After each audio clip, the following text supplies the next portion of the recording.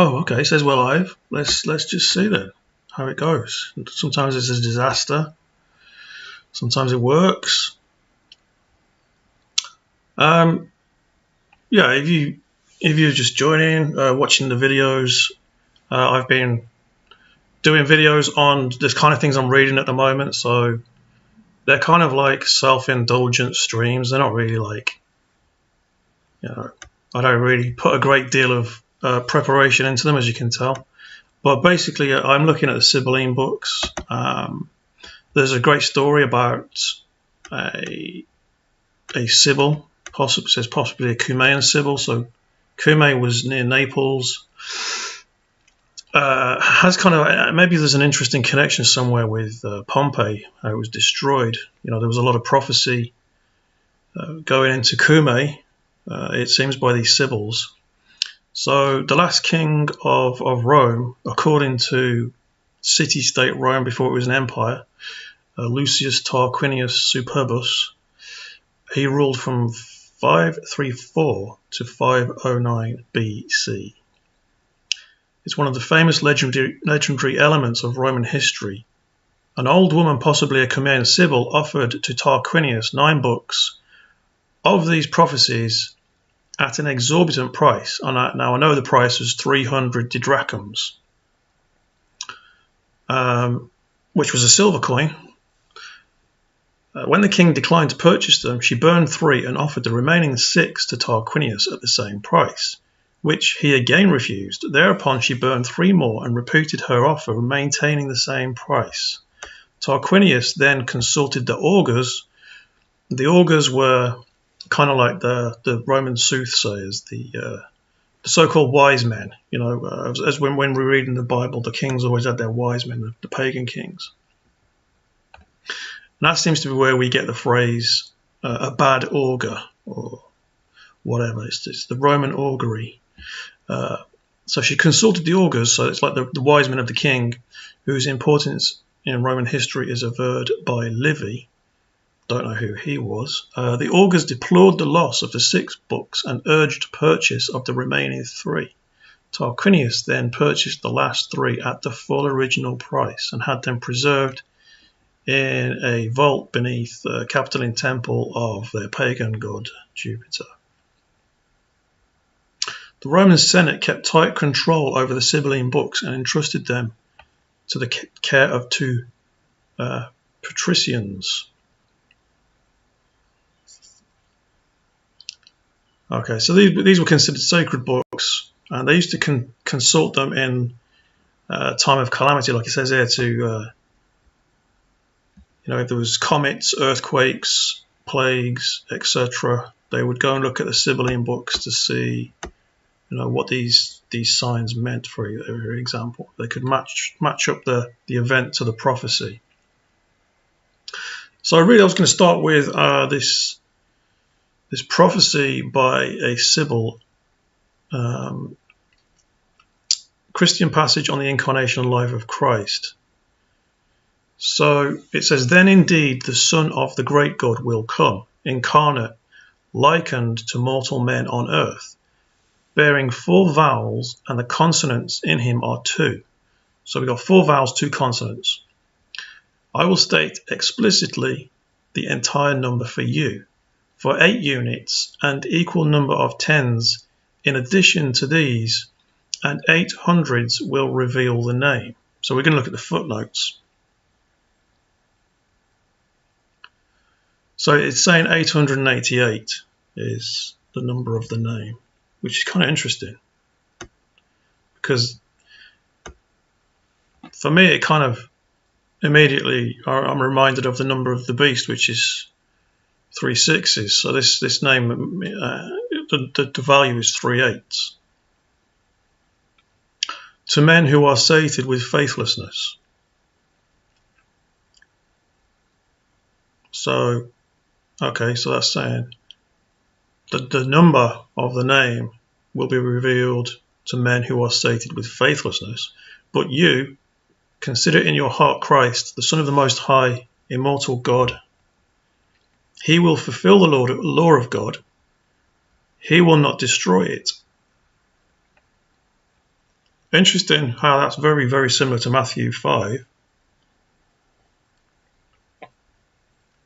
Bearing a likeness which corresponds to types, which is exactly the kind of thing I'm really interested in. This is the typology, is the kind of what would you say, hidden code, or the revelation of Scripture, typology. And he will teach everything. Priests will bring gifts to him, bringing forward gold, myrrh, and incense. So that's the Magi. For he will also do all these things. But when a certain voice will come through the desert land, bringing tidings to mortals, and will cry out to all to make the path straight and cast away evils from the heart, and that every human person be illumined by waters, so that being born from above they may no longer in any respect at all transgress justice. But a man with barbarous mind, enslaved to dances, will cut out this voice and give it as a reward. So this is really interesting. This is talking about Herod.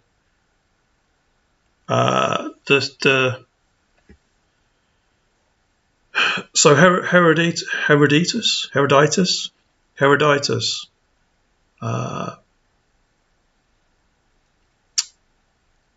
You know, I've had a blank about this, but there was a woman who danced, and he said the dance pleased him. I'll give you anything you ask.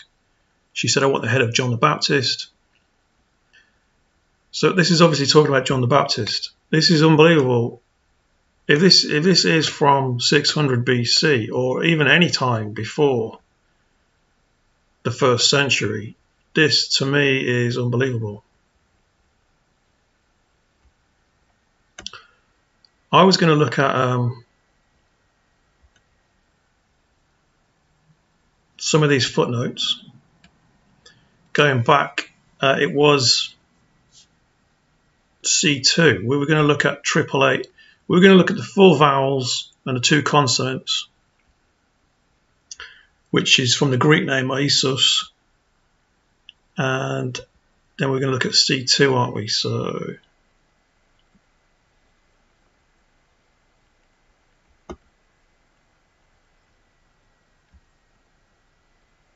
C2. First of all, the Greek name, IES, OUS, we can see 4 vowels, 2 consonants. It's saying it's got a numerical equivalence of 888. I would open up another window and actually check that out, but for time's sake, I'm not going to be able to. I don't think. But I know that T, the Greek letter T, has a numerical equivalence of 300. Let's do it. Okay.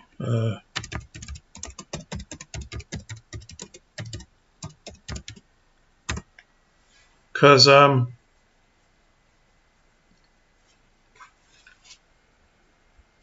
I do these videos, I think, yeah, I know I should have done that. I should have gone into it, for example.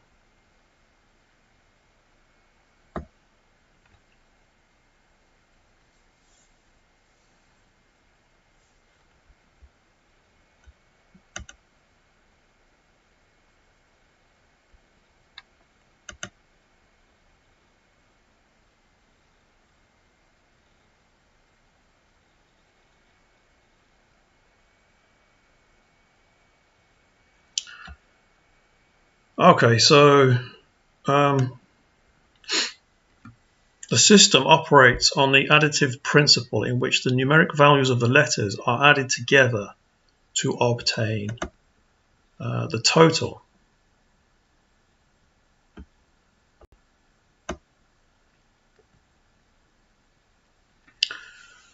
For example, 241 was represented as, that's like epsilon, EMA, epsilon something alpha, 200 plus 40 plus 1. So it was not always the case that the numbers ran from highest to lowest. Okay, so each of those numbers in the Greek will have a numerical value, and we get the number of the name from that, is what it is saying.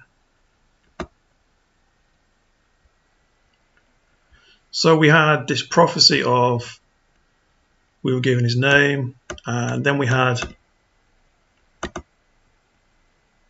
John the Baptist, who is this description of Herod, a man with a barbarous mind, enslaved to dances, will cut out this voice and give it as a reward. But we kind of had this really interesting prophecy on baptism, Christian baptism.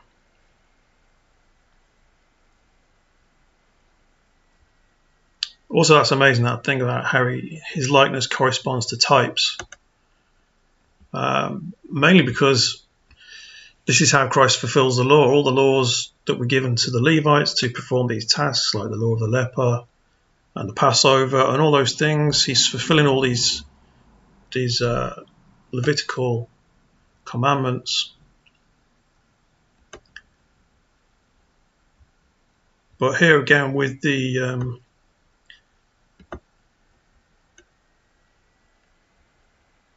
this particular one's really interesting. Be illumined by waters, that's light. If you're illumined, that's light. Waters, Spirit of God rested upon the waters, being born from above, being born again. We've got above and below there. They may no longer in any respect at all transgress justice, like it says in the 1 John. It says he cannot sin because he is born of God, because his seed abides in him. So Christ is within us. He's stopping us from transgressing. We're born again. So then it says, then there will suddenly be a sign to mortals when the beautiful stone which has been preserved will come from the land of Egypt. Against this, the people of the Hebrews will stumble. Okay, really interesting that. I just got that as I read it. So I haven't revised this. I'm just reading it as we go along. This is talking about Christ. Christ is the beautiful stone which has been preserved. Why? Because Herod slew the children. The children were the first martyrs of the first fruits. Christ's parents take him to Egypt to preserve him. He comes out of Egypt, and it says, against this the people of the Hebrews will stumble. Why? It was unbelief. They'd been cursed. But the Gentiles will be gathered under his leadership, for they will also recognize God, who rules on high, on account of this man's path in common light. For he will show eternal life to chosen men, but will bring the fire upon the lawless for all ages. Then indeed he will cure the sick and all who are blemished, as many as put faith in him. The blind will see, and the lame will walk, the deaf will hear, those who cannot speak will speak. So that's the mute. He will drive out demons, there will be a resurrection of the dead, he will walk the waves, and in a desert place he will satisfy 5,000 from 5 loaves and a fish of the sea. It's so specific. Like that's the amazing thing. That these are kind of the so-called experts and the academics have them as kind of forgeries, that they believe that the Christians wrote this after the gospel was published because I mean it's so specific. But the reason I'm kind of studying this is to make my own mind up.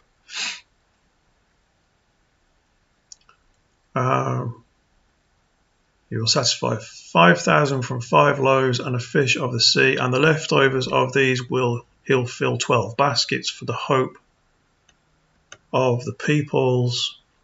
And then Israel, intoxicated, will not perceive, nor yet will she hear, afflicted with weak ears. But when the raging wrath of the Most High comes upon the Hebrews, it will also take faith away from them, because they did harm to the Son of the heavenly God. Then indeed Israel with abominable lips and poisonous spittings will give this man blows. For food they will give him gall, and for drink unmixed vinegar, impiously smitten, in breast and heart with an evil craze, not seeing with their eyes, more blind than blind rats, more terrible than poisonous creeping beasts, shackled with heavy sleep.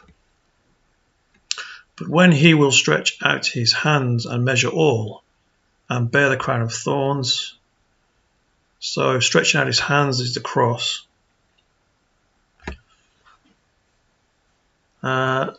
He'll bear the crown of thorns, and they will stab his side with reeds. On account of this, for 3 hours there will be monstrous dark in midday.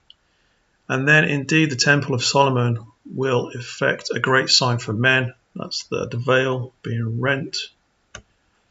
When he goes to the house of Adonis, announcing the resurrection of the dead. So I know this footnote is saying that the house of Adonis is the abyss, Hades. But when he comes to light again in 3 days and shows a model to men and teaches all things, he will mount on clouds and journey to the house of heaven, leaving to the world the account of the gospel. Named after him, a new shoot will sprout from the nations of those who follow the law of the Great One, so they'll be the Christians. But also after these things there will be wise leaders, and then will be thereafter a cessation of prophets.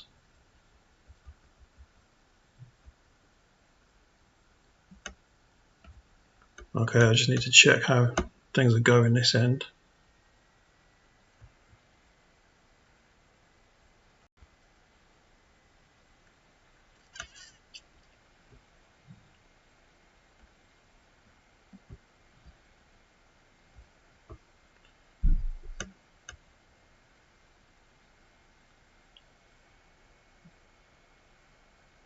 So we have the prophecy of the dispersion of the Jews following that. Let's skip through that. But again, very accurate.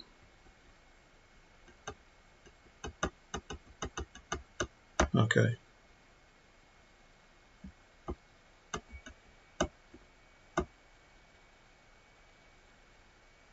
So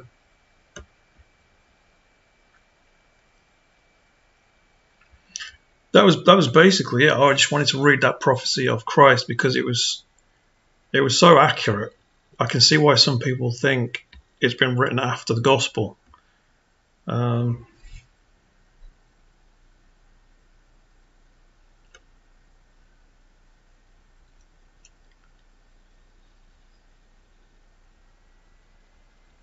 What But I saw a couple of things when I was skipping through this particular text that I wanted to mention. What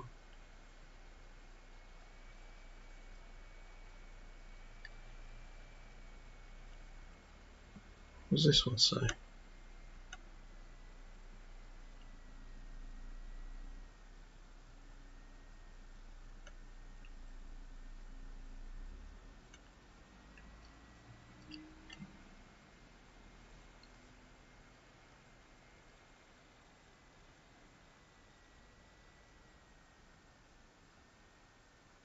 Ah, there we go. I thought I'd read that. So I just briefly read through it before I went live. I think that's kind of interesting because in a lot of apocryphal texts, they call Rome, they prefix Rome with seven-hilled Rome. So we know exactly who we're talking about, who sits on the 7 hills, you know. It's the woman with the golden cup in her hand. So it says, then indeed the 10th generation of man will also appear after these things, when the earth-shaking lightning giver will break the glory of idols and shake the people of 7-hilled Rome. Because that's the whole thing, you know, Christianity brought down the old world, which was, you know, classical Rome. You know, Rome fell, as it says. We saw I've already given the reasons as to why Rome fell, but Christianity was gathering a lot of momentum within the Roman Empire. But Christ basically destroyed the ancient world, the devil's idols, etc. Seven-hilled Rome.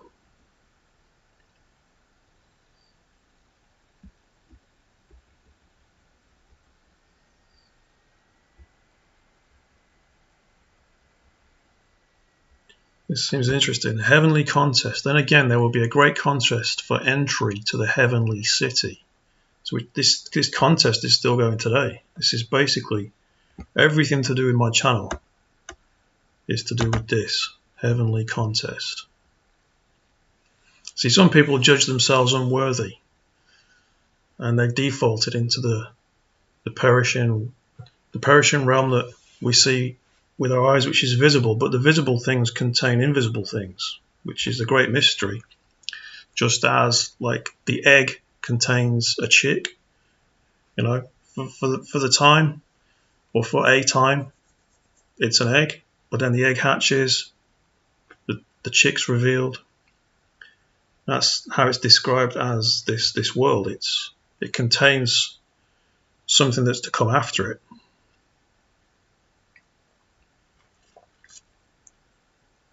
It will be universal for all men, holding the glory of immortality.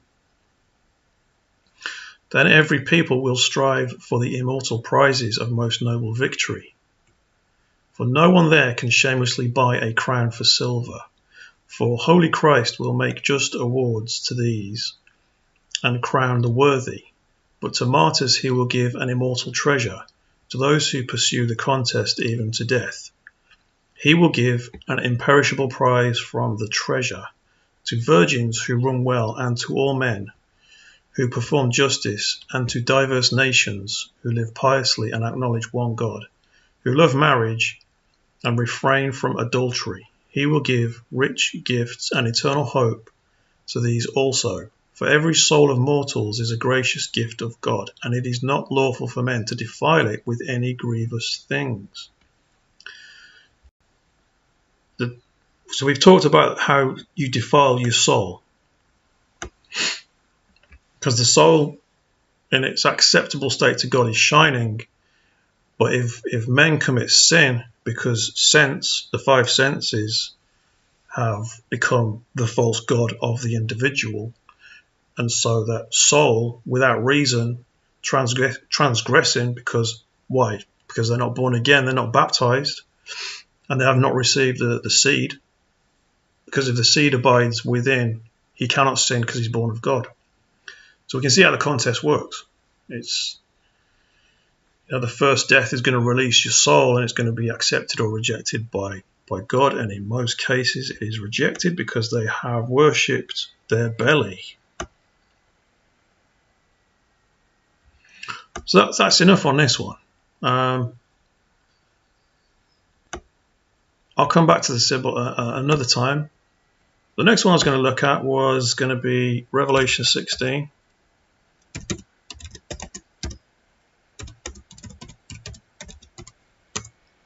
On Bible Hub, which is my favorite website for scriptures.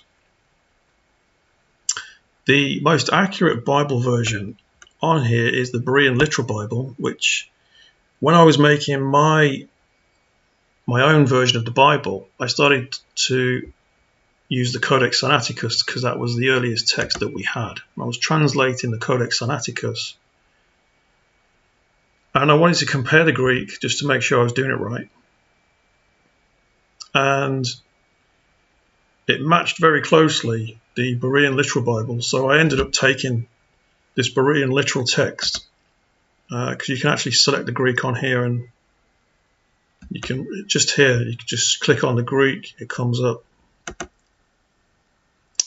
But I've been studying Revelation 16 quite a lot on here, and I don't really see anybody else studying these particular cryptic passages of the Apocalypse, because the book isn't called the Revelation of John. It's become known that it's actually called the Apocalypse of John, but it's now called the Book of Revelation. So we have what are called the first 6 bowls of wrath, and then we have the 7th bowl. And if I go down to the 6th bowl,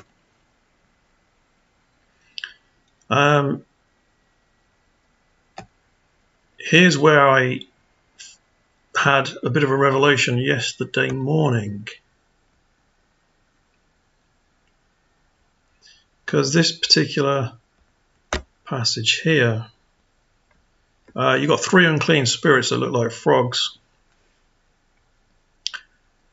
and I previously mentioned that these were the Jesuits, based upon my interpretation of what the previous verse 12 meant when the Euphrates dries up to prepare the way for the kings of the rising sun. That should say, you could say the kings of the dawn. East is a bad translation. If you look in the Greek, it doesn't say that. I saw 3 unclean spirits, so I was thinking, why are there 3? Why are there 3? And I was thinking this could be Ribera, Alcazar, and Lacuntha, who were the 3 theologians who answered the call of the Council of Trent. But I'm going to come back into that on another day. I wanted to look at Armageddon, as you can see in the title, which is here, verse 16. I don't really see anybody talking about Armageddon either. And I kind of wanted to know what does verse 16 mean? They assemble the kings in the place that in Hebrew is called Armageddon. So if you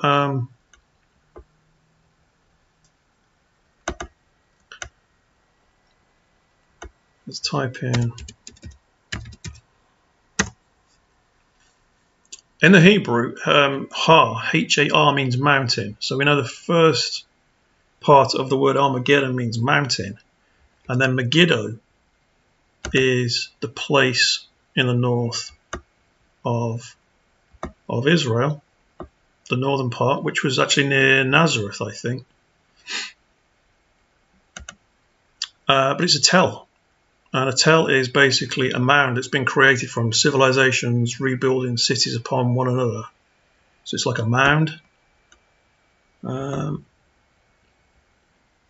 Tel Megiddo. So it says mound of the governor, site of the ancient city of Megiddo, the remains of which form a tell, an archaeological mound situated in northern Israel near Kibbutz Megiddo.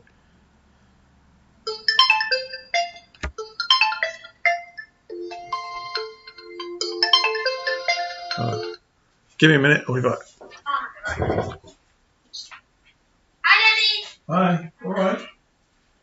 Everything all right? If it's too quiet, because we're sitting in the sun. Yeah, okay. How are you? We just stopped at a cafe. Yeah. And cheese and ham sandwich. Yeah. And it's serving some chips. Brilliant. Okay. Brilliant. So is everything okay? Is it all right there? Did you find the place? Huh? Did you find the place? Yeah. Good one. How are you? Okay. Yeah. Is the car being repaired? It's just the tires. So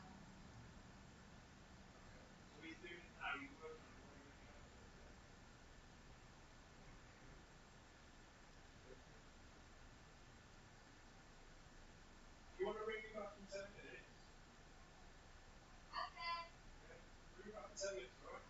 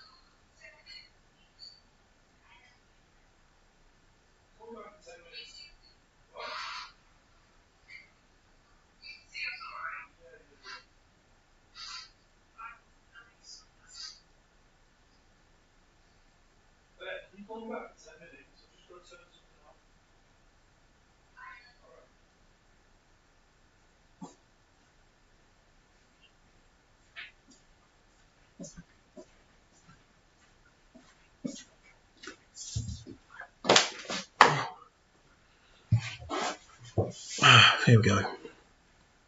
Well, it was live. These things happen. Actually, the screen is difficult to see. I've got loads of sunlight on the screen. So where are we? Yeah, we're talking about Armageddon, and we're talking about Megiddo. And I wanted to highlight this. It says it's 30 kilometers southeast of Haifa at the western edge of Jezreel Valley. Okay. So first of all, here we've just got, here's the aerial view of Megiddo, and then we got this Jezreel Valley, which I wanted to point us towards for a good reason. The Jezreel Valley, also known as the Valley of Megiddo, large fertile plain, inland valley in the northern district of Israel.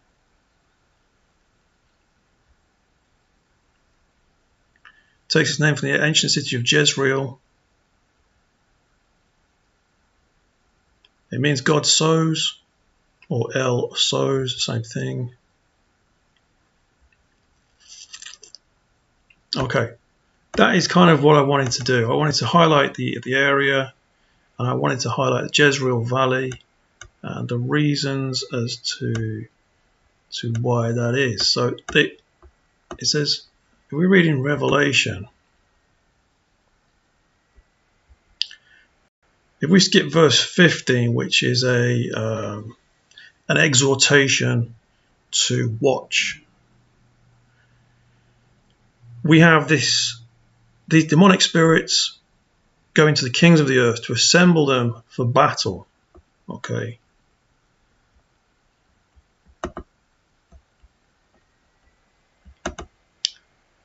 Demonic spirits that perform signs. So we're in the middle of this Armageddon. We're in the middle of this demonic takeover that has been fermented from like the time of the Reformation, 450 years ago.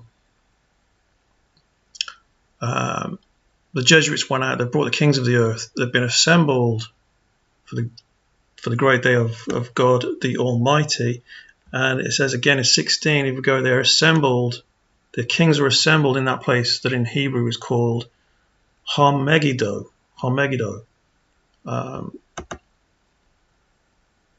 Mountain of Megiddo, overlooking the Jezreel Valley.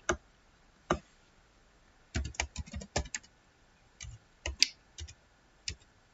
think that's right.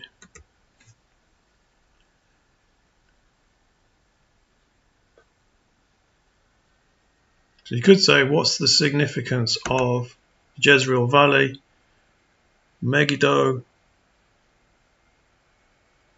Here we have it.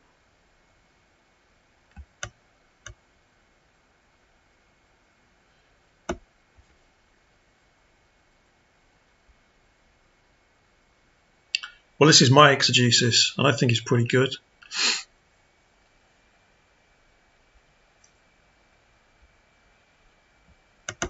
Secret code of the Bible, we're dealing with types.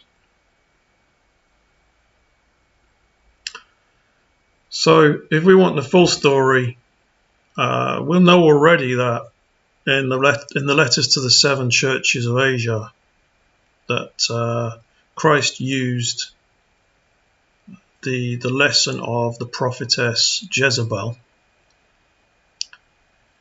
So we have this story in the second book of Kings how Jehu is anointed king of Israel. And who is on the throne of Israel at that time? It is Jezebel, who was the daughter of a Zidonian who was a Baal worshipper. So we have a Baal worshipper sitting on the throne of Israel who is slaying the prophets, the true servants of God, and replacing them with kind of base people, prophets of Baal, prophets of the groves. We had Elijah, who was in the wilderness. He was an outcast, whilst the prophets of Baal and the prophets of the groves were in the house of Baal, worshipping Baal in the land of Israel. And so Elisha, who succeeds Elijah, summoned one of the sons of the prophets and said, "Tuck your cloak under your belt, take this flask of oil, go to Ramoth Gilead. When you arrive, look for Jehu, son of Jehoshaphat, the son of Nimshi. Go in, get him away from his companions, and take him to an inner room.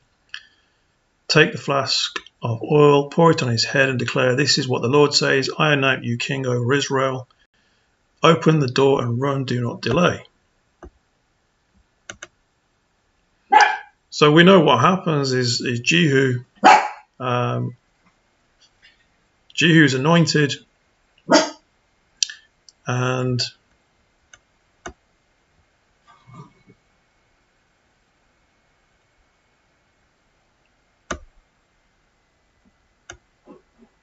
so I'm having problems. Am I having problems?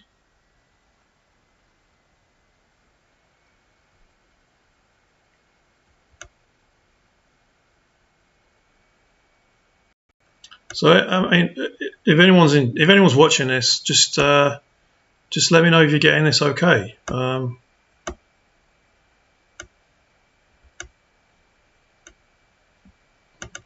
don't know. My computer's not the best, but it's been saying I'm having some problems.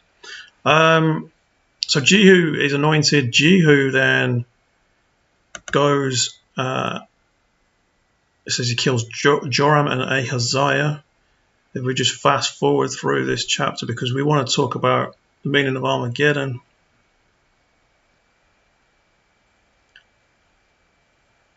So Jehu basically goes and purges Baal worship out of the land, right? And we have this Jezebel's violent death. Now, when Jehu arrived in Jezreel, again, we just did the exegesis showing that Har-Megiddo means Mount Megiddo. Mount Megiddo overlooks the Jezreel Valley. Jehu's arriving in Jezreel. Jezebel heard of it, so she painted her eyes, adorned her head, and looked down from a window.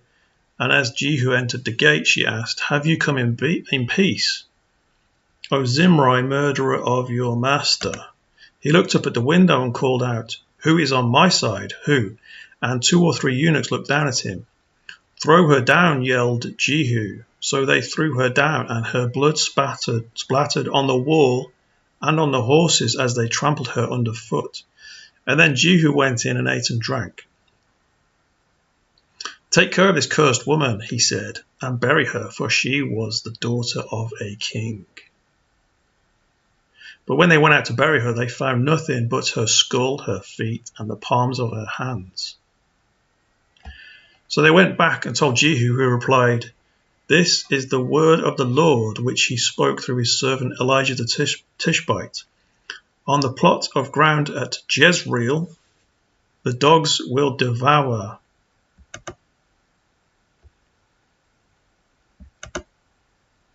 The dogs will devour the flesh of Jezebel. And Jezebel's body will lie like dung in the field on the plot of ground at Jezreel, so that no one can say this is Jezebel.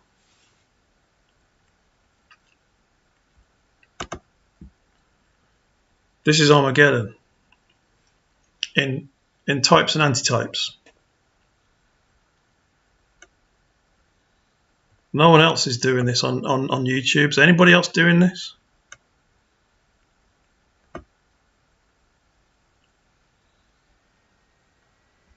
Just checking things are still running.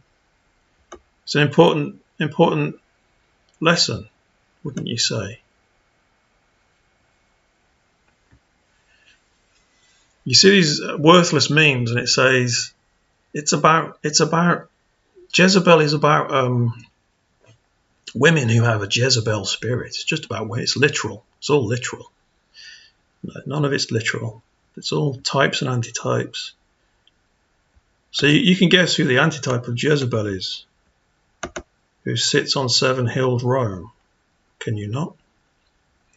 So we go back to, what did we read? The dogs ate Jezebel. This is the word of the Lord which he spoke through Elijah the Tishbite. On the plot of ground at Jezreel, the dogs will devour the flesh of Jezebel, and Jezebel's body will lie like dung in the field on the plot of ground at Jezreel, so that no one can say this is Jezebel.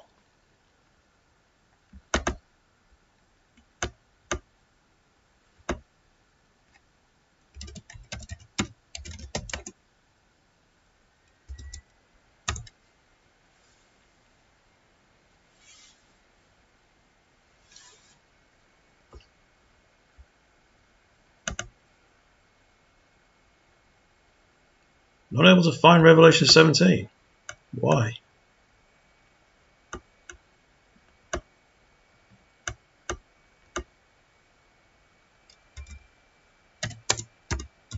Did I not type that in right? So when we're reading these things, if we read them in a particular order, things start to open. It's a key and a door. We've got to find the right key to the right door. So we were reading then about Jezebel's eaten by dogs. Where'd it go?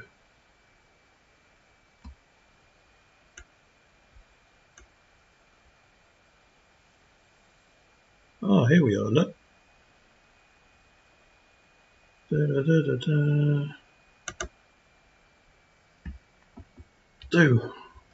we go. Can you read that?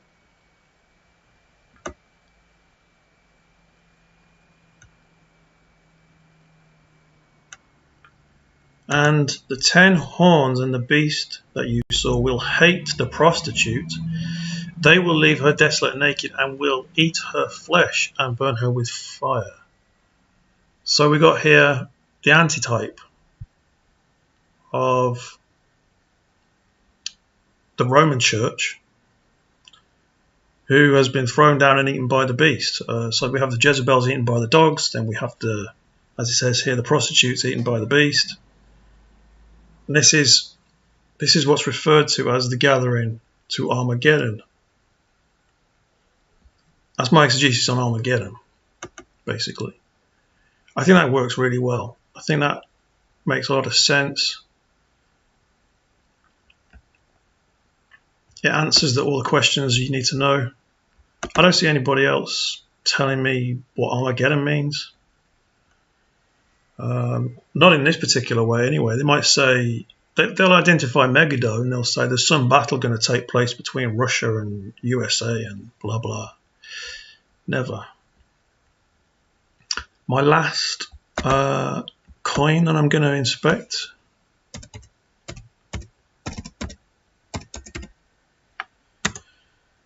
Brings us quite nicely onto Habakkuk 2. One of those scriptures that you could just read straight through and not really kind of get a grip on what's being said.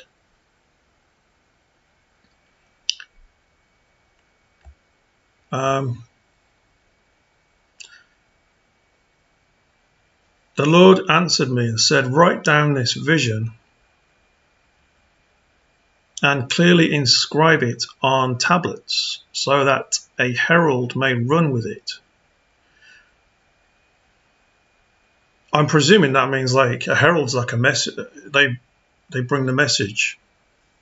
For the vision awaits an appointed time. It testifies of the end and does not lie. Though it lingers, wait for it, since it will surely come and will not delay. Look at the proud one. His soul is not upright. Okay, so immediately there's no name. There's no identification other than his soul, and the proud one. But I know it's the self same as the antitype. It's the antitype of Jezebel.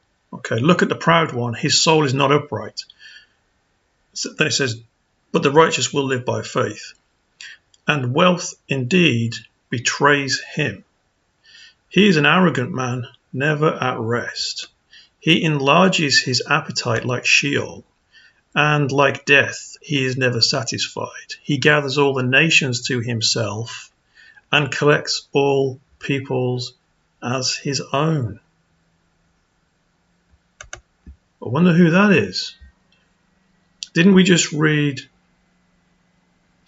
in Revelation 16 about the kings are gathered to Armageddon?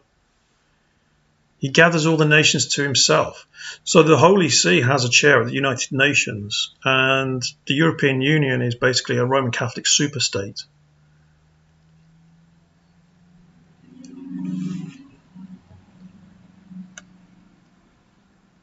We're living very close to the judgment and the death of Jezebel. Woe to the Chaldeans! Will not all of these take up a taunt against him, speaking with mockery and derision? Woe to him who amasses what is not his and makes himself rich with many loans. How long will this go on? Are people not saying that now? I mean, what about, did you hear the Milei speech to the WEF? Will not your creditors suddenly arise, and those who disturb you awaken? Then you will become their prey, because you have plundered many nations. We've just seen that in our lifetime. Oh, my battery's running low. I better plug it in. I forgot I was on no. I wasn't plugged in. Because you have plundered many nations. Wow. See, with the Roman Catholic Church, they work through the Illuminati, and the Illuminati work with this communist Marxist method, and they just destroy nations. They go in there, they hyperinflate the nation, reduce them to poverty. They take all their money. It's all done with corrupt politicians and loyal royalty, like the royal family of England, who claim to be Protestant but are anything but. If you look at everything they implement, the royal family of England, it's all Vatican dogma. So they've plundered many nations, the Roman Catholic Church. The remnant of the people will plunder you because of your bloodshed against man and your violence against the land, the city, and all their dwellers. Woe to him who builds his house by unjust gain, to place his nest on high. See, that is just straight from Obadiah. Though you exalt yourself like the eagle, from thence I will bring you down, says the Lord. Woe to him who builds his house by unjust gain, to place his nest on high and escape the hand of disaster. You have plotted shame for your house by cutting off many peoples. That means killed. They're responsible for all the wars. It says all the blood that's shed in the earth is the response. Jezebel's responsible. Rome is responsible for all the blood shed in the earth.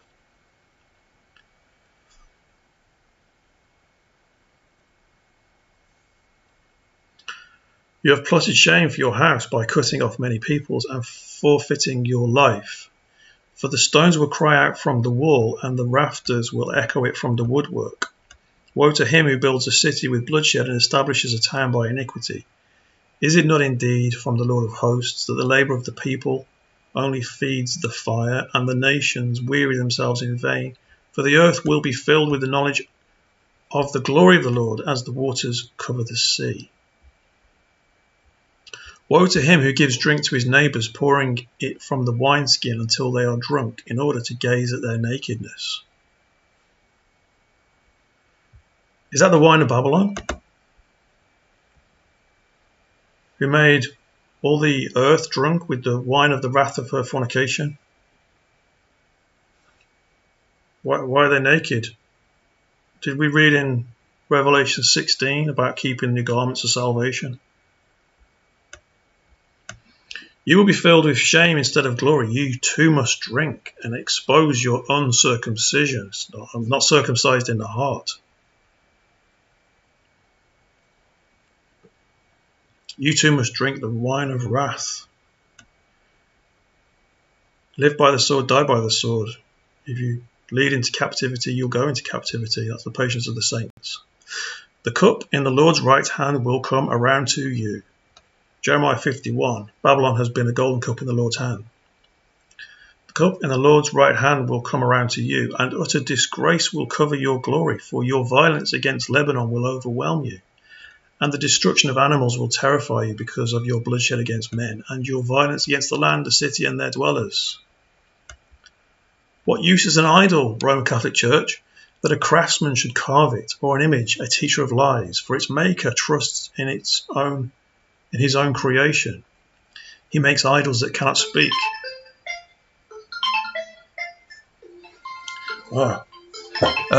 Advertisement break, end of part 3.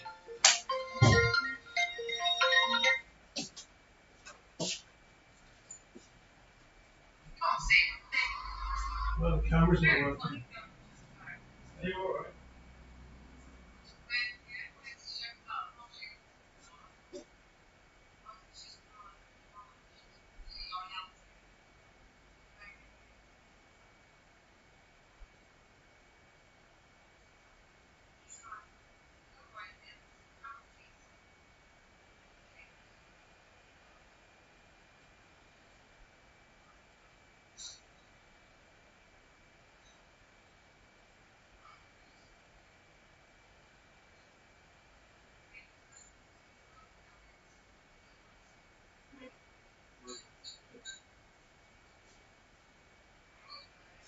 Yeah, sorry, completely not working.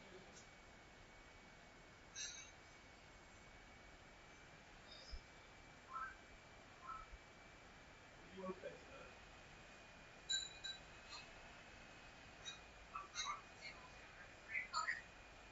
that? Yeah.